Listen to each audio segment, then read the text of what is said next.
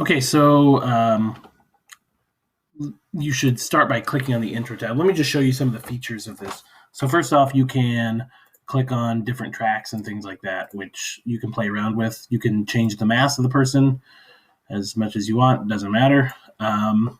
You can also have a grid here, which might be helpful in terms of determining the height of something. That might be helpful coming later.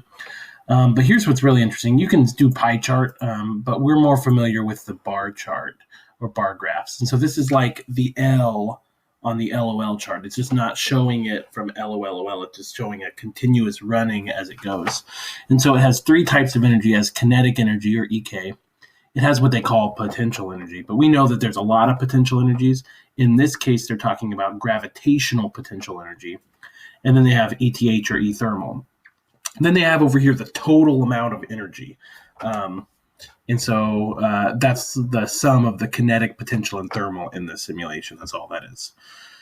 So mainly we're focusing on these three is what we're interested in. So if you notice, I can just take her up here and notice that as I increase my height, my potential energy goes up. Remember, just kind of ignore that total. But the potential energy increases, and if I drop her, you can see that it's a transition to kinetic there. So there are some features here. Like for instance, I can get her on the track and I can just let go of her and let her do her thing like so. And that's it. Okay. Now on some of the other tabs, like when you get later in this, you can also look at her speed as well. I should have showed that. I like to have the grid on too. So you can see it's not quantitative, but you can see the speed, either both slowing down and speeding up and so on and so forth. When you get to the friction tab, then you can adjust how much friction there is. You can say lots or none, and somewhere in between none and lots. And so then we can see the bar chart here. Notice how the thermal energy is gradually increasing there. And then here's what's fun about this simulation is you got the playground, which allows you to make your own track for whatever you want. So you can click this, move it up here. You can make curves, things like that. So I can make like a little whoop.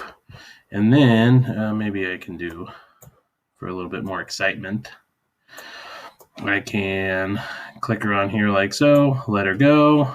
I can look at the bar graph if I want to. Woo, and there she flies, like so. You also can do something like this. What that means is she's not, like this button makes her stay on the track. This means that she won't necessarily. So that'll come in play when you get later on and you get to make a loop. So that's the basics of this simulation. You guys are going to use this for this energy conservation stuff.